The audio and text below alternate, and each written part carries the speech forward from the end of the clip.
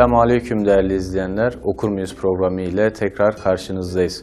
Bu hafta yayın konuğumuz Abdülkadir Turan, araştırmacı yazar Abdülkadir Turan.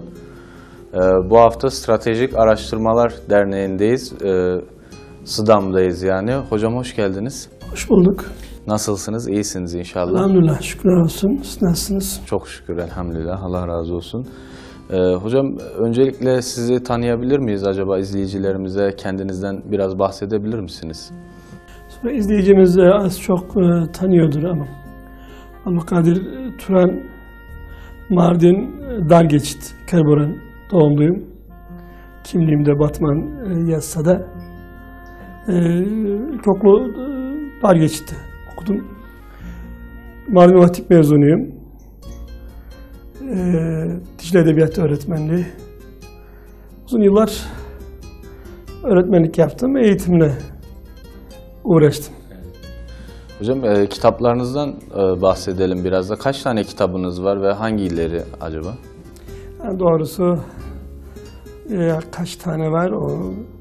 Şimdi normal öğretmenlik döneminde yazdığım eğitimle ilgili olanlar var.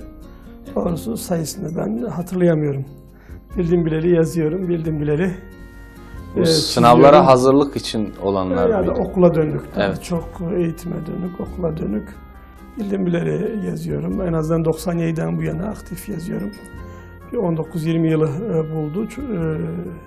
Onun dışında ama İslami kitaplardan belki en çok değer verdiklerimden Peygamberimi tanıyorum var. Çocuklar için yazdım. Doğrusu şuna çok emek verdim. Çok uğraştım bununla. Önce 2 cilt halinde basıldı. Sonra tek cilt halinde yayın evi bastı. Bu metin olarak, metin içeriği olarak temelde çocukların düzeyine uygun yazılmış bir kitaptır. Çocuk kitapları genelde çok bilgi istenir. Halbuki çocuğa çok bilgi yüklemek çok doğru bir yaklaşım değildir maalesef. Bazen söyler hocam şu isim burada geçmiyor, bu isim burada geçmiyor. O isim, bu isim burada geçmesin diye bu kitap yazıldı. Tamamen çocukların keyifle okuyacakları bir çalışma olarak oluşturuldu. Peşinden... Ben bir kursa gitmiştim hocam. Kur'an-ı Kerim kursuydu. Böyle yazın. Çocukların önlerinde bunları gördüm. Bunlardan eğitim alıyorlardı. O 3 aylık yaz kurslarında falan. Çok hoşuma gitti benim de. Evet. Yani oradaki hocalara falan da sordum. Onlar da yani çocuklar çok seviyorlar bu kitabı falan diye hani bahsetmişlerdi zaten. Alanında esasen ilktir. Ben bunu yazdığımda, bu üslupla yazdığımda Türkiye'de herhangi böyle bir çalışma yapılmamıştı. Doğrusu ben eğitimdeki birikimimi buraya aktarmaya çalıştım. İlk defa böyle bir çalışma yapıyor. Sonra Diyanet ve diğer kuruluşlar benzer kitapları hızla üretmeye başladılar. Yüz binler bastılar. Ben doğrusu bunun bir yüz binler basmasını istiyordum. Çünkü bunun meselesi sadece sondaki teknik hususlar değildir. Yani doğru yanlış bilmem, boşluk doldurma testler falan değildir. Bu metin olarak çok orijinal bir metin, çok özgün bir metin. Üzerine çok büyük bir titizlikle çalışılmış bir metin. Keşke biraz daha üzerine yoğunlaşılsaydı çocuklarımız için eminim ki faydalı olurdu. Ondan sonra şu Müteahhit romanım var. Yine daha sonra Selahaddin romanı var. Malum aslında roman değil. Aslında çok roman değil, çok böyle bir tarih kitabı da değil hocam. Edebi bir dili var aslında o. Edebi bir dille yazılmış bir tarih kitabıdır esasen yani. Çünkü buradaki bilgiler kaynağı bizde mahfuz, tamamen sahih bilgiler üzerine yazılmış. Kurgusu sadece bana ait. Biyografik roman ama tam bir biyografik roman değil. %100 hani tarih bize ne veriyorsa, bize verilen o ne varsa bunlar çapraz incelemeye tabi tutularak, bilginin doğruluğu çok yönlü test edilerek, yani bu konuda yazılmış İslami eserler, batılı eserler, aleyhte olanlar, lehte olanlar okunmuş, çapraz incelemeye tabi tutularak mümkün olduğu kadar en iyi bilgiye ulaşılarak yazılmış bir kitaptır bu. Selahaddin Eyyubi'nin hayatını anlatan bir roman. Sonra Kürtlerde İslami kimliğin gelişmesi, daha çok Doğru Haber Gazetesi'ne yazdığım bu konudaki dizi yazıların buluşturulmasından oluşmuş bir kitap. Diğer kitaplarım da esasen bu nitelikteki kitaplardır daha çok. Bunların burada anlatılan her bir konu ayrı bir kitap boyutundaydı. Bir kitap kadar aslında uğraşıldı ama gazete yayınlandığı için böyle bir biçime getirilmeye çalışıldı. Sonra Batı Türkiye ve İslam yine uzun bir dönem önce yazdığım makalelerden oluşuyor. Gözden geçirilmiş makalelerden oluşuyor. Buradakiler de özellikle buradakilerin her bir başlığın bir milliyetçilik veya Batı'nın propaganda teknikleri gibi hususlar esasen başlı başına birer kitap olabilecek bilgilerdi. Ama burada bir araya getirildi. İnşallah okuyucumuza faydalı oluyordur. Ve en son şu, esasen coğrafyamızın... Bu son çıkan kitabınız değil mi? Daha yeni çıktı. Piyasada var şu anda var. Piyasada ve dağıtıldı artık. Bir de şu, burada gazeteki makalelerimden oluşuyor. Kürtler'de İslami kimliğin gelişmesinde var olan bazı konular daha iyi açılmış durumda. Orada olmayan bazı konular da buraya eklenmiş durumda. Burada ne var?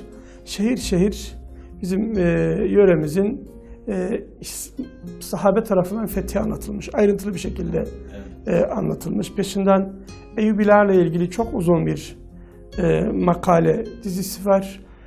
Sonra bir Halid-i Bağdadi Halid hakkında iyi bir çalışma var. Ve ardından yine Suriye Kürtlerinin geçirdiği değişimle ilgili tasavvuftan sosyalizme diye başlıklı bir makalemiz var. Yine içinde bizim folklorumuzla ilgili, halk sanatlarımızla ilgili çok kıymet verdiğim, çok değer verdiğim bir makale var. Bugüne kadar biz bu hususta hiç çalışmadık.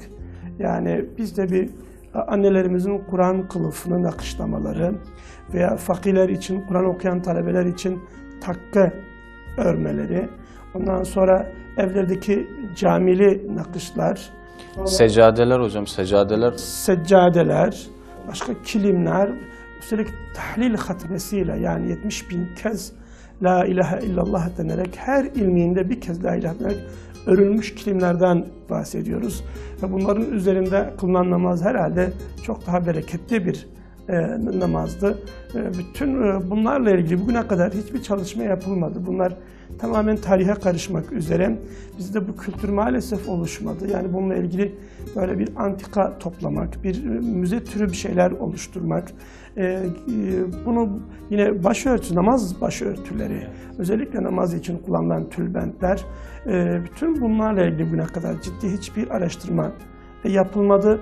Burada onunla ilgili benim çok sevdiğim, belki bu kitapta en çok değer verdiğim bir makale var ki umarım benden sonra gençler daha iyi çalışarak bu hususta çok daha iyi eserler verirler.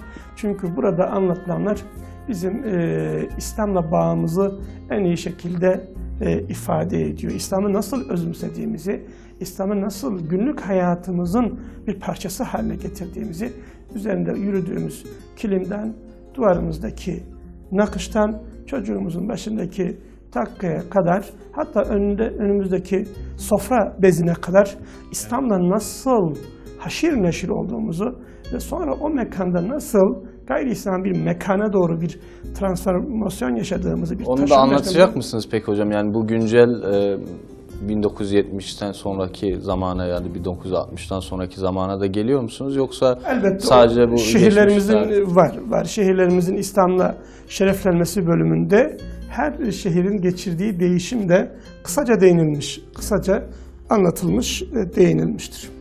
Genel olarak okuyucular mesela eline aldıkları zaman, yani biraz daha detaylandırırsak mesela bu kitabı eline aldıklarında ne görecekler? Burada ne görecekler? Bahsettiğim üzere bir kere fetihleri görecekler, yöremizin fethini görecekler, ayrıntılı bir şekilde görecekler, şehir şehir görecekler. Diyarbakır'ın fethine daha geniş bir yer ayrılmış. Bizim İslami kimliğimizle Hazreti Ömer radıyallahu anh arasındaki ilişkiyi görecekler. çok çok mühim bir nokta. Çoğu zaman işlenmemiş, kaçırdığımız bir nokta. Bölüyorum da şimdi mesela ilk baştaki kapağına bakıp eline alan bir okuyucu mesela sizin hakkınızda da pek bilgisi yok. Orada mesela Kürtler yazısını görecek. Acaba bir milliyetçilik kokan bir kitap olarak algılanmaz mı bu? Ya da içeriğinde ne var acaba bunu demez mi? Evet, şüphesiz ki yani fetihler, hareketler, şahsiyetler diye ancak okuyan bilir. Kapağına bakan kendi zihnindeki algıyı taşımaya devam eder. O onun problemi olur. Kitap içeriğiyle anlaşılır. Halk adlarını vermek aslında milliyetçilik değildir. Ama bizde gelişmemiş. Halklar tarihi gelişmemiş. Bu çok yerinde bir tutumdur. Yani bizde bir Arap tarihi yazılmamış, bir Kürt tarihi, bir Türk tarihi yazılmamış ümmet çağında. Yazmaya da gerek yoktu. Hepimiz iç içeydik. Sonra bizden sonra uluslaşma olunca, ulus devletler kurulunca Türklerin tarihi yazıldı. Arapların tarihi diye bir tarih yazıldı. İranlıların tarihi diye bir tarih yazıldı. Fakat burada ulus devletten mahrum kalan Kürtlerin tarihi açıkta kaldı. Ve batıdan bir ses bize Kürtlerin İslam tarihi içinde yeri yok diye bir de ortaya bir safsata attı. O da yetmez. Türk tarihi, Arap tarihi, İran tarihi işlenirken içinden kendi tarihleriyle çakışan Kürtlerle ilgili bölümlerin tamamı silindi. Bilinerek silindi. Neticede onlar Kürtlerin İslam tarihi içinde yeri yok dediler. Gençlerimiz önlerindeki tarihe bakınca hakikaten de bu tarihte hiç Kürt yokmuş. Hocam tarih kitaplarına baktığımız zaman hani lisedeki, ortaokuldaki hani bir Şeyh Said isyanıyla belki Kürtlerin ismi alınıyor. Tırnak içinde isyanıyla değil mi? Yani işte onların ayaklanmasıyla, onların şeyiyle söylüyorum hocam, isimlendirmesiyle, adlandırmasıyla ve bu hani camialardan bahsederken, cemaatlerden bahsederken orada Kürt Teali Cemiyeti, işte bu Milli Kurtuluş dönemindeki o dönemdeki isimlerden bahsediyor. Yani cemaatlerden öte dernekler, cemiyetler. Çok küçük dernekler, evet. Bir o zaman görüyoruz. Başka ondan önce ve ondan sonra hiç Kürtler yer almamış. İstememişler, istemek de istememişler. Önce çağın gerçekliği budur. Önce tarihten siliniyor, sonra bugünden siliniyor. Tarihten kasıtlı olarak silmeye çalışmışlar. Yine burada çok ilginç bir kitapta belki az önce değinmem gerekiyor, değinmedim. Şeyh Said kıyamına katılmaya söz verdiği halde katılmayanlara ne oldu? Eminim çok gücümüz bunu merak ediyordur. Evet. Bu çok ayrıntılı bir şekilde var. Çok yönlü bir çalışma yaptım o bölümler için. Birincisi varsa elde bir literatür, yani yazılı belge, ona baktım. Başka internet sitelerine yansıyan hatıratlar varsa bir gözden geçirdim. Yaşayan tanıklar varsa kısmen onlara ulaşıldı. Bir de ben bizim çok yönlü, bizim o eski kasetlere yansımış, bizim şar diye ifade ettiğimiz, yani savaş hikayeleri dediğimiz hikayelerin halk ozanlarından bulduğum kadar dinledim ki çok buldum. Hemen hemen her vakayla ilgili bir ses buldum. Yani bunu ozanlar nasıl anlatıyorlar? Kimlerden bahsediyorlar? Kimleri öne çıkarıyorlar? Kimleri saklıyorlar? Bütün bunları kıyasladım ve ortaya böyle bir o zaman dizi yazısı çıktı. Dizi yazısı yayınlandıktan sonra hemen hemen herkes kendi tanıdığıyla ilgili olarak o aşiretler, kabileler, yakınlar beni arayıp, gazetemizi arayıp ya işte bize şöyle bir, yani haksızlık yapılmamış mı? Çünkü olumsuz bir tarihti işin o tarafı diye söylediler. Hayır dedim, yani bakın tanıklarımız var.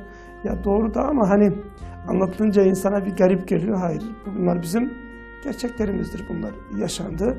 Orada bir kahramanlık hikayesi var olduğu gibi bir ihanet hikayesi de vardır. Bu kahramanlığın, olayın gerçekliği içinde ihanetin anlaşılması, duyulması gerekiyordu. Bugüne kadar hiç kimse bu konulara girmemiş. Hiç kimse ama girmemiş. İlk kez giriliyor. Yine burada bugüne kadar hiç kimsenin işlemediği, hiçbir şekilde işlemediği bir Batman şeriatçıları vakası vardır.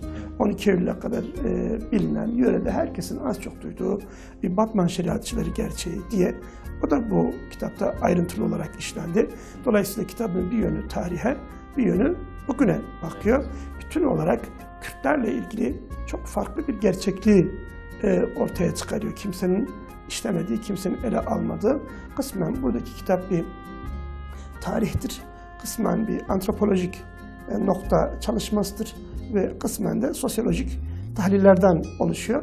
O sosyolojik tahlilleri yapabilmek için de ben mahalle aralarına kadar girdim. Tek başıma girdiğim oldu. Büyük ölçüde tek başıma girdim. Kahvehanelere baktım. Sahada da çalışarak aynı zamanda. Tabii bir kısmı sahada çalıştım. Yani bir konferans vesilesiyle, başka bir sebeple ben yöreye gittiğimde izin alarak, bazen yanıma bir kişiyi alarak, bazen hiç kimseyi almayarak mahalle aralarına kadar girdim. Topluma baktım, yer yer sorular sorduğum dahi oldu. Tamamen merak duygusuyla sordum. Böyle bir kitaba illa hazırlık olsun diye değil. Evet. Tamamen merak hissiyle sordum. Öğrenmeye çalıştım.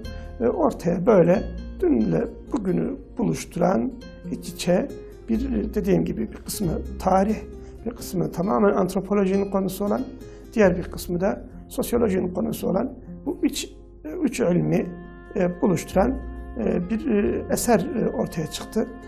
İnşallah faydalı olacağını umuyorum. Tekrar ifade etmem lazım. Literatür çok iyi okundu. Bu konudaki İslam tarihi ve diğer çalışmalar en iyi şekilde okunmuştur, araştırılmıştır. Bununla beraber ses kayıtları çok iyi dinlenmiş, tek tek dinlenmiş, toplatılarak ne varsa dinlenmiş.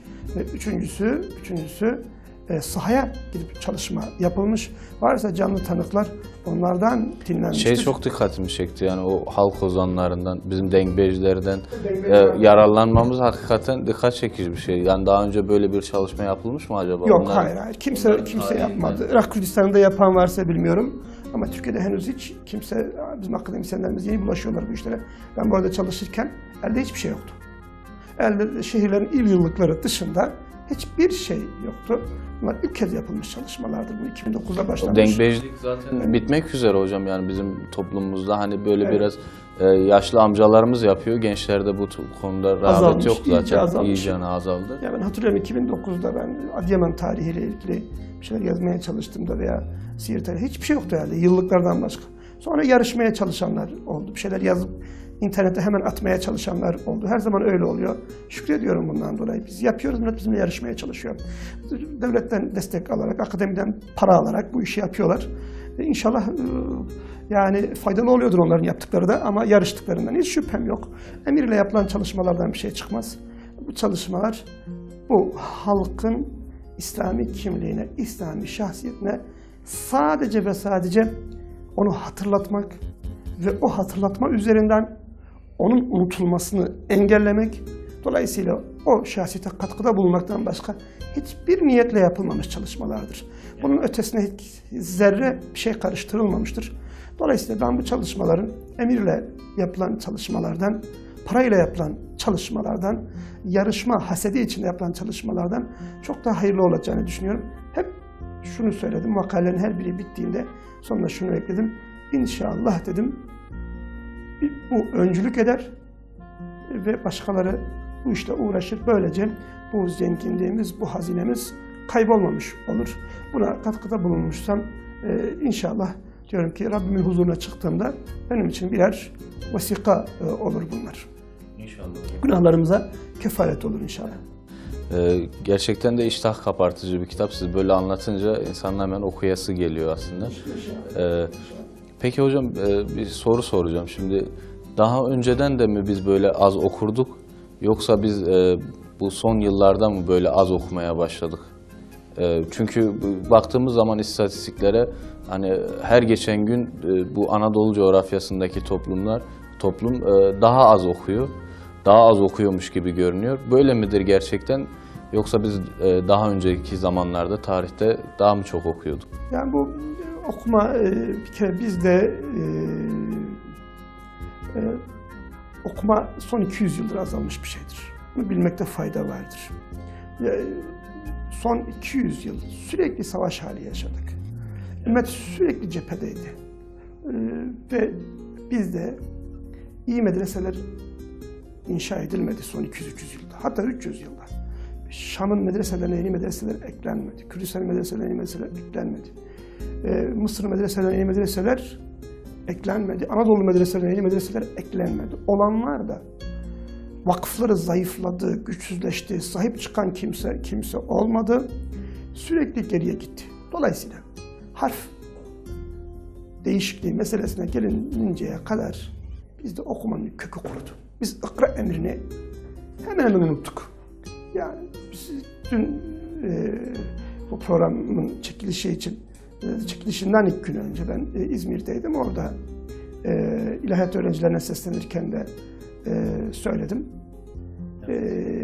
Bize şuradan, ya efendim falan köyde şu yörük, göçer, hatim okumak, babasına hatim okutturmak için yani imama koyununu veriyor. Bu caiz midir? Nasıl soru, bu nasıl şey? Bu yörüğün en sevdiği nesne dünyada onun belki koyunudur. Bir kez hatim okutturmak için tutup koyununu dahi veriyor. Biz şunu sorgulamıyoruz, demiyoruz. Bu nasıl bir hal ki, biz bu hale nasıl geldik ki? Koca bir köyde insanlar babalarına Kur'an okutmak için koyunlarını vermek zorunda kalıyorlar. Acaba o yörük kendisi okumayı bilseydi, koyununu vererek babasına Kur'an okutur muydu? Çok zor ihtimal. Niye okutsun? Niye okutsun? Ama okuma bir ihtiyaçtır. Kimse bidat milleti dinlemez. Okumak bir ihtiyaçtır. İnsan kendi okuyamıyorsa, ya parasız ya paralı birilerini okutacaktır. Biz imamın yaptığı caiz midir, köçerin yaptığı caiz midir diye takıldık. Neden burası Kur'ansız kaldı diye hiç sormadık. Kimsenin aklına gelmiş değil. Doğrusu yıllarca benim de aklıma gelmiş değil. Bidat millet diyenler hep kızardım. Onlar hep boş konuşan adamlar olarak bulurdum. Çoğu boştur çünkü gerçekten. Safsata peşinde koşarlar. Evet. Yoksa hiç o normal ehli sünnet mantığı içerisinde gelip bidattan bahsedilirse baş görürsün. Ama çoğunu boş gördüm. Fakat aklıma işin bu tarafı hiç gelmedi. Neden? Şimdi biz okumadan, Kur'an'dan uzaklaştık. Yani Kur'an diyor Mehmet Akif duvarda asılı kaldı. Yok, bizde duvarda asılı Kur'an'ımız da yoktu. Ben samimiyetle söylüyorum. 70 hanelik bir köyde, 100 hanelik bir köyde, kendi büyüdüğüm köy 70 hanelik olduğu için söylüyorum. Aklıma hep 70 hane gelir. 100 hanelik bir köyde. Camideki 3-5 Kur'an dışında 10 tane Kur'an-ı Kerim bulamazdınız. Bu mümkün değil. 5 de bulamazdınız belki bazı köylerde. Bazı köylerde belki 3 de bulamazdınız. Çünkü hakikati bunlar, Efendimiz Kur'ansız kaldık. Ne oldu? Eğer bu toplum zaten Kur'anlı olsaydı, onun medreselerinin kapatılmasına karar verildiğinde öyle sessiz sedasız kalmazdı. İçine atarak kalmazdı. Baskının neticesinde olmadı değil mi? Yok hayır, doğal yani, hizmet edilmeye böyle oldu. Medreseler inşa edilmedi, yeni yerler yapılmadı. Sonra ne oldu? Bir harf devrimi denen bir devrim yapıldı. Adı devrim olan bir şey yapıldı. Bunda ne oldu peki? Kitaplar bu sefer Latin harfine dönüştü. Elimiz zaten Arapçayı bilmiyorduk. Arapça bilenlerimiz zaten azdı. Arapça eserler zaten elimizin altında değildi artık. Korkudan dolayı bizim elimizin altında değildi. Latin alfabesini biz de zaten okumuyorduk, sevmiyorduk, ona yaklaşmıyorduk derken tamamen eğitimsiz kaldık. Kitapla aramız açıldı. Ondan sonra harf inkılabından sonra artık kitapla aramıza bir düşmanlık girmeye başladı. Biz kitabın gerçekten düşmanı olmaya başladık. Kitaba olan düşmanlığımız cehalete olan sevdamıza yorumlandı haşa. Biz cehaletten nefret ediyorduk ama artık gelen kitaplar bizim dostumuz olan kitaplar değil, düşmanımız olan kitaplardı. Daha önce kitap bizim için nurken, yol gösteriyorken, biz kitabı başımızda taşıyorken yeni gelen kitaplar bizim ayağımızı kaydırmaya çalışıyordu. Biz bu toplum bunun farkındaydı. Dolayısıyla bu toplumun kitaba karşı verdiği mücadele en mukaddes mücadelelerden biridir. Doğru bir. Aslında biraz öcü gibi görünmeye başladı. Çok haklıydılar. Kitaplar öcüden beterdi. Canavardı. O toplumun ayağını kaydırmaya çalışan bir şeytandı. Toplum bu konuda bu şuuru göstermekle kimliğine olan bağlılığını ifade etmiştir. Cehalete olan sevdasını değil, ilk kitap düşmanlığı yapmıştır. Çünkü bunlar kitap falan değildi, bunlar paçavraydı. Bunlar çöpe gidecek, yakılacak şeyler, nesnelerdi. Halk bunu biliyordu, gördü, evine sokmak istemiyordu. Evine sokarsa evine şeytanların dolacağına inanıyordu. Son derece yerinde bir tespitti, yerinde bir eğilimdi, yerinde bir tepkiydi. Bir halkın kendi inancına olan bağlılığının deliliydi. Peki şimdi Kitaba hocam böyle... duyulan düşmanlık. Bu kesinlikle gerçek kitaba düşmanlık değildi. Asla. Peki şimdi böyle kitaplar evlere girmiyor mu hocam? Şimdi giriyor ama biz alıştık bir kere, yani biz epey bir alıştık. İkincisi artık süzgeçleme imkanımız da arttı. İyi kitabı yanlış kitaptan ayırma imkanımız da arttı. İnsanımız artık kitap okuyorsa, eğer kendisi menfi bir fikriyata sahipse menfi kitaplar alıyor, iyi bir fikriyata sahipse iyi kitaplar alıyor. O gün henüz halkın bilmediği, içeriğinin kötü olduğundan emin olduğu, bu türde yani Latin alfabesiyle yazılmış İslami bir kitabın bulunmadığından emin olduğu bir dönemde bu halk böyle bir düşmanlık yaptı. Onlar kendi elindeki Arapça kitabı yakıyorlardı. Onun için karakola götürüyorlardı. Halk da onların önerdiği, evine gelen yolda bulduğu Latin alfabesiyle yazılmış kitabı yakıyordu. Bundan intikamını alıyordu. Bu karşılıklı bir mücadeleydi. Bundan utanılacak hiçbir şey yok. Çok şanlı bir tarihtir. İyi ki yapılmış, doğru yapılmış. Yani ne yapsalardı böyle, baş göz üstüne deyip kendi Kur'an'ını yakan adamların yazdığı, çizdiği kitapları üst raflara koyup bir de üzerine nakış mı yapsalardı? Kur'an malum en güzel kılıflar, en güzel nakışlar Kur'an için yapılır. Kur'an kılıfları için yapılır. Kur'an başta taşınır, evin en iyi taşınırdı. Kur'an bulunduğu yerde insanlar uzanmaya hayal ederlerdi. O Kur'an'ı yakmaya kalkışanların önerdiği kitapları bu toplum okumadı, nefret etti, çöpe attı. Bunun da tabii ne olabilir? Bu çok yerinde, çok insani bir tepkidir ve İslami bir tutumdur bu. Yani bundan utanılacak hiçbir şey yok. Bu bizim asla cahil olduğumuzun değil, şuurlu, akıllı olduğumuzun alametidir bu. Hocam peki sizin gençlik zamanlarınızda, hani yaşınızda çok ileride değil belki ama gençlik yıllarınızda kitaba ulaşım nasıldı ve siz kitapla nasıl tanıştınız? Hangi vesileyle ve hangi tür kitaplar okurdunuz mesela? Doğrusu yani bizim durumumuz çok farklı. Ben malum Seydadır. Ben kitaplar içinde doğdum, kitaplar içinde büyüdüm. Bizim her zaman evimizde ciddi bir kitaplığımız vardı. Camide de çok ciddi bir kitaplığımız vardı. Kitaplarımız eve sığmazdı.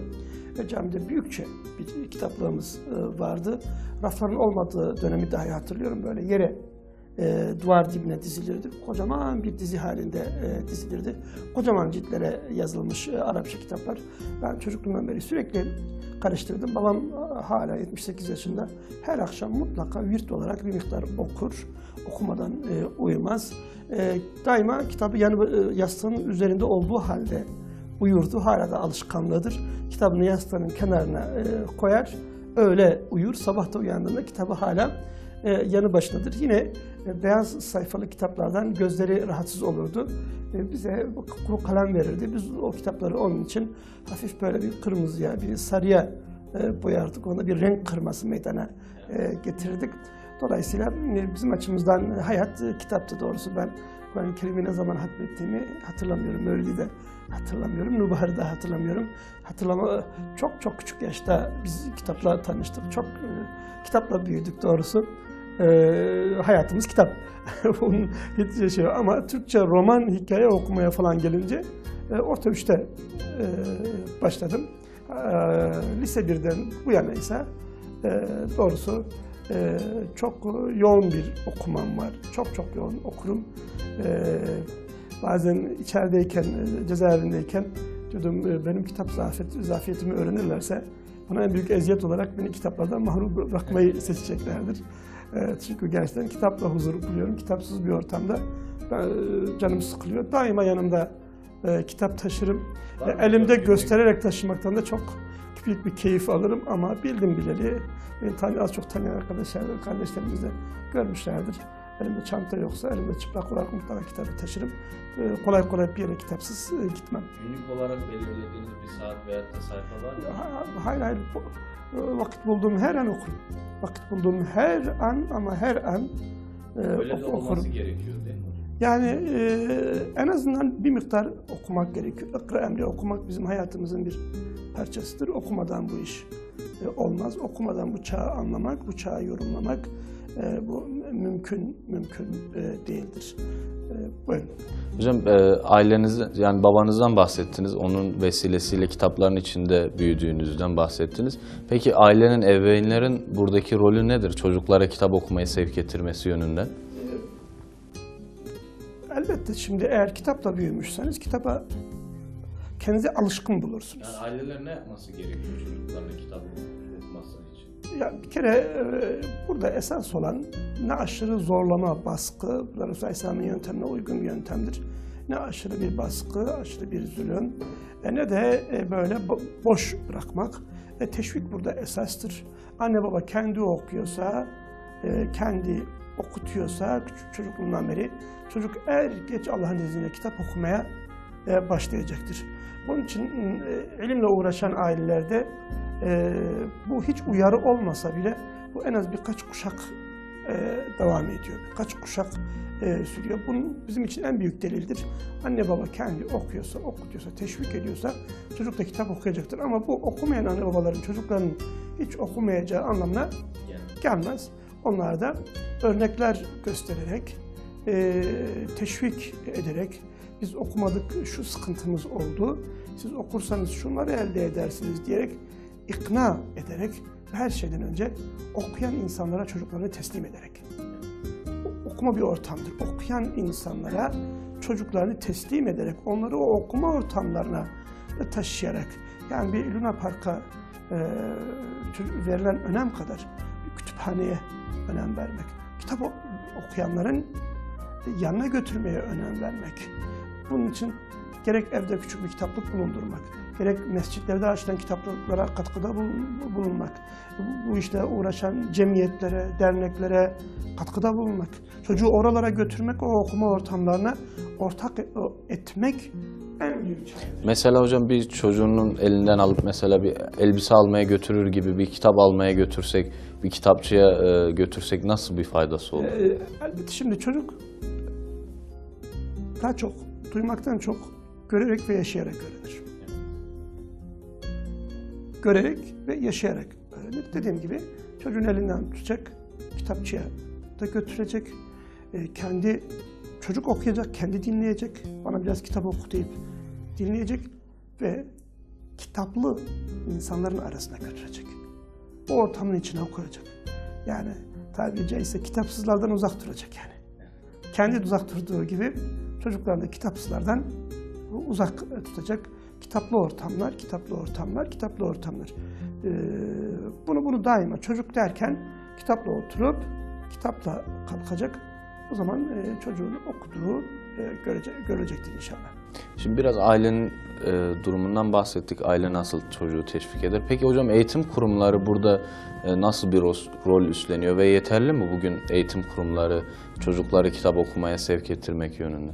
Şimdi aslında harf inkılabını yapanlar, işte Arap alfabesi zordu. Biz bu alfabeyi işte yasaklayıp yerine daha basit bir alfabe getirsek daha çok okuturuz falan bu.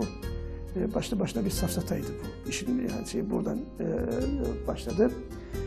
Sanki biz geçmişte işte sırf alfabe zor olduğu için okumuyorduk falan diye. Şimdi eğitim kurumları bir kere bu zihniyetten hiç kurtulmadılar. Önce halkın okuduğu kitaba düşmanlık ettiler. Bu halk Kur'an sayesinde kitap görmüştü. Ve o kitabı halkın arasından kaldırmaya, imha etmeye çalıştılar. Sonra bu halkın değerleriyle uyuşmayan kitapları çocuklara dayattılar. Derken okuyan çocuk kendi sosyal yapısıyla çatışan bir çocuk haline geldi. Savaşan bir çocuk haline geldi. Halbuki insan ne diye okutulur? Kendi toplumunu ileriye götürsün diye okutulur. Bizimki kendi toplumuyla çatışsın diye okutuluyordu. Yakın bir döneme kadar böyleydi. Hala da bir kısım kadro üzerinden böyledir. Bu işin müfredat kısmında çok değişmiş değildir. Onun dışında şimdi okuma saatleri konmuş. Değişik okuma yarışmaları yapılıyor. Bunlar olumlu etkinliklerdir. Ama benim gördüğüm kadarıyla daha çok okutmak, bireysel bazı öğretmenlerin fedakarlığıyla alakalı bir vaka olmuş. Bu önemli mi? Çok çok önemli. Zorunlu okutma, kendim öğretmenlik yaptığım dönemde bilinen bir uygulamam vardı. Ben sene başında 1-2 ay boyunca bunu sonra yavaş yavaş bırakırdım. Kim devam ediyor, kim devam etmiyor bir izlerdim. Benim dersimde öğrencinin yanında bir kitap getirmesi zorunluydu. Ben kitap taşıyan okumaya da başlar diye espri yapardım. Hem çok sayıda aile hem çok sayıda öğrenci her yıl ama her yıl gelip teşekkür ederdi. Çocuğumuz daha önce hiç okumazdı ama şimdi okumaya başladı. Yani usulüm şuydu, ben derse girdiğimde dershane olmasına rağmen derdim ki kitabınız masanın üstünde olacak. Bunun için hiçbir baskı yapmaz, hiç kızmaz. Esasen dershanede not sistemi de yok, böyle bir sistemde yok. Sadece bunun niye yaptığımı anlatmaya çalışırdım. Kendim de sınıfa daima kitaplı girerdim. Normalde ders notları taşımazdım yanımda. Dersimi normal şifahi olarak verirdim. Eskiden beri usulüm oydu. Ama okunacak bir kitabı yanımda sınıfa götürdüm. Çok sayıda öğrencimin bunu görüp okuduğuna şahitlik ettim. Fakat öğretmenlerimize maalesef bunu yaptıramıyorduk. Herhalde öğretmenler odasında en çok duyduğum şeylerden bir tanesi, ya hocam maşallah ne kadar çok okuyorsunuz, bir türlü okuyamıyoruz deyip, bilmiyorum yani bu artık bununla ne anlatılmaya çalışıyorduk. Çok anlam verdiğim bir söz değildi doğrusu. Çok makul bir mazeret olarak da hiç almadım. Peki hocam, öğrencileri okutmaya sevk edecek olan öğretmenler, yani onları yönlendirecek olanlar okumazsa öğrenciler nasıl okumaya yönelecek? Sıkıntımız biraz tabandan, biraz tepeden başlıyor ama biz bunu aşabiliriz Allah'ın izniyle. Biz bunu aşabiliriz. Biz ikra emrinden gelen bir ümmetiz. Biz dilersek okuyan bir ümmet olabiliriz. Zira bir kere şunu öğrendik, biz okuyarak ilerlemek mümkündür. Okumadan ilerlemek mümkün değildir. Hocam teknoloji gelişti. Yani internet, aynı zamanda cep telefonları, tabletler, e-kitaplar derken bayağı gelişti artık teknoloji ve teknoloji bizi kitap okumaya sevk mi ediyor daha çok, yoksa bize alı mı koyuyor bu sosyal medya özellikle? Şimdi dedikodunun çok olduğu yerde okuma az olur, ilim az olur. Şimdi sosyal medyayı bir dedikodu ortamı olarak düşünürseniz oradan bir kere ilim toplanmaz. Yani kimse Twitter'dan alim olmaz. Kimse Facebook'ta duyduğu sloganlarla alim olmaz. Bir kere gerçekliği bilmek lazım. Çok vakit alıyor. Dedikodu bir tür kadın dedikodusu tarzı. Şu kim ne demiş, şu böyle mi demiş. Bunlar gün geçirmeye. Yapılan araştırmalar da hocam sosyal medyanın kalıcı bir bilgi olmadığı söyleniyor. Yani geçicidir. Çok çabuk unutulan bilgiler olduğu söyleniyor. Hadi şimdi insan niye dedikoduyu aklında tutsun ki? Yani boş şeylerdir bunlar yani. Burada sosyal medyayı ama isterseniz bir ilim imkanı o sosyal medyayı değil ama teknolojiyi bir ilim aracı olarak öğrenebilirsiniz. Sosyal medya ancak insanın etkinlikli haberleri duymak için harcayacağı basit bir az zaman harcayacağı bir yerdir.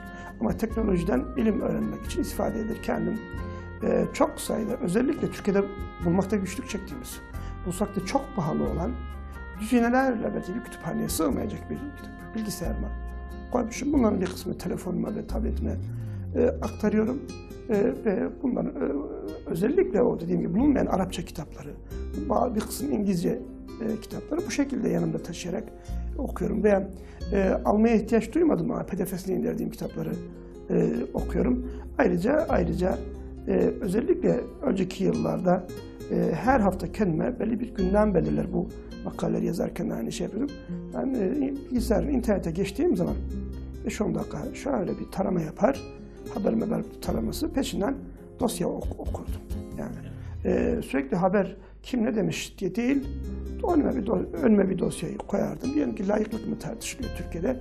Yani layıklıkla ilgili ne denmiş geçmişte? Bununla ilgili PDF'ler, yani kitap boyutundaki çalışmalar veya bizzat kitap olan çalışmalar, bu bana çok şey kattı. Çok da iyi oldu. Yani güncel haberleri takip etmenin, gündemi öğrendikten sonra onun background'ını aslında araştırıyorsunuz. Acaba geçmişte neler yaşanmıştı, kim ne demişti? 5-10 dakika yani okuduktan sonra yani layıklık denen şey nasıl geldi, kim bu konuda nasıl düşünüyor derken elinize bir bilgi kalıyor. Bu sizin yöntemleriniz aynı zamanda izleyicilerimize birer tavsiyedir hocam. Yani siz böyle yapılması gerekirse böyle yapılsa daha güzel olur aslında. Tabii ki inşallah derken o sizin açınızdan gündem ilme götüren bir şey olur. Aksi halde gündem sizi ilimden koparır. Twitter'a insan böyle bir ihtiyaç için girer. Yoksa ne diye saatlerini önünde harcar? Belki dedikodu ne kadar, dedikodunun hükmü neyse bunu Twitter'dan, Facebook'tan takip etmekte o hükümdedir. Doğrusu ben kendim yıllarca bu yüzden akıllı telefon bile taşımadım. Şu anda bile bir süreden fazla kaldığımda görüyorum ki okumaya mutlak engeldir. Okumadan çalarak oraya veriyorsunuz. Hocam peki evlerde kütüphane bulundurmak, örneğin mesela bizim siz iş yeriniz burası sizin ve burada bir kütüphaneniz var, evinizde var aynı zamanda. Bunun önemi nedir acaba? Ya bir kere ben bunu hani bir önemli olsun diye eve kitap koymadım açık söyleyeyim. Ben okuduğum kitapları okudum ve kitaplığa koydum. Yani hani böyle kitaplıkta bulunsun diye değil. İhtiyacım oldukça kitap aldığım kitaplar bittikçe Kitaba ulaşmak kolay oldukça insanlar daha çok okumaz mı acaba? Ama hani çocuklar okusun diye elbette evde küçük bir kitaplık oluşturmak mümkündür. Ama bence hani ben kendi yöntemden ifade edeyim. Diyelim ki ben bu konuda şu kitapla ilgili merakım vardır. Bunu aldım, okudum, bitince rafıma koydum. Yoksa hani İhtiyacınız olduğu zaman tekrardan o raftan alıp... Yani, hatta şimdi internette bile indirirken bile indirmiyorum. Okuyamayacağım kitabı indirmiyorum. Eğer bir süre bilgisayarımda kalsa ve okumazsam siliyorum. Tamamen okumak üzere kitapla koyuyorum. Unutmamak lazım. Teknoloji bizi büyütmek için değil, bizi tüketmek üzere kullanılıyor. Bir araç haline getiriyor. Twitter veya bilmem Facebook şudur. Biz bunu ya bir üretim aracına dönüştüreceğiz ya da bu bizi tüketecek. Bunu üretenler temelde toplumları tüketmek üzere üretiyorlar. Bunu yaptıklarından hiçbir şüphemiz yok. Sadece para kazanmak için bu işi yapmıyorlar. Aynı zamanda bir değerler savaşı veriyorlar. Evet. Hocam peki mesela siz de kitap okurken seçiyorsunuz. Doğru kitap seçmek diye bir şey var mıdır? Ya da doğru kitap diye bir şey var mıdır? Yoksa her kitap okunmalı mıdır? Elbette ikra bismi rabbike. Oku, Rabbinin adıyla oku. Az önceki anlattıklarımız da böyle alakalıydı. Her kitap okunur mu? Ne diyor okunsun? Her türlü kitap yani. Bir işe yarar kitap. İhtiyaca göre kitap okunur. Her bir yaşa göre okunacak kitaplar vardır. Mesleğe göre okunacak kitaplar. Bunun bir metodolojisi var mıdır hocam? Yani insan eline aldığı zaman nasıl bir metod izleyecek? Esas olan basitten zora doğru gitmek. Her seviyeni biraz daha zorlamaktır. Belki bu seviye yükselsin. Hep aynı düzeydeki kitapları okumak doğru değildir. Düzeyime uygun kitapları okuyorum. Bu doğru bir tabir değildir. Beni geliştirecek kitapları okuyorum. Bunun için geliştirecek kitap nedir? İnsanın düzeyinin hafif üzerinde olan bir kitaptır. Düzeyini zorlamayacak bir kitaptır. Yoksa birebir düzeyle örtüşen kitapları ömür boyu okumak insanı hep aynı düzeyde bırakır. Onun için hafif bir zorlamayla, sürekli bir zorlamayla ama çok uzak olmayan, aşırı mesafeli olmayan bir zorlamayla ihtiyacı da cevap verecek kitaplar okumaktır.